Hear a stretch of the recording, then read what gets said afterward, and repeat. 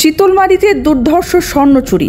Bangladesh সমাচারে video প্রতিবেদনের পর তৎপর পুলিশ ৩৪ ভরি স্বর্ণ উদ্ধার ও ৩ জন গ্রেপ্তার।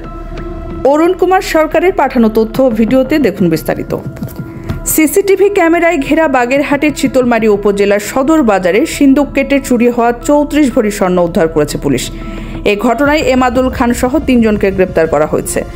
পুলিশ জানায়, শুক্রবার দুপুর ১২টায় আড়ুয়াবন্ডি গ্রামের এমাদুল খানের বাড়িতে অভিযান চালিয়ে স্বর্ণসহ সিন্দুক কাটার ড্রিল মেশিন উদ্ধার করা হয়। গ্রেপ্তার এমাদুল ওই গ্রামের মৃত মঞ্জুরুল খানের ছেলে। জিজ্ঞাসাবাদের পর তার সহযোগী চরবানিয়ারি গ্রামের সজল বসু ও শিবপুর গ্রামের শুভ্র বসুকেও গ্রেপ্তার করা হয়। চিতলমারী থানার ভারপ্রাপ্ত কর্মকর্তা এস.এম. শাহাদাত হোসেন জানান, গত ৩রা আগস্ট রাতের অন্ধকারে উপজেলার সদর বাজারের কর্মকারপট্টির নিউ মণ্ডল জুয়েলার্সের সিন্দুক কেটে স্বর্ণ চুরি হয়।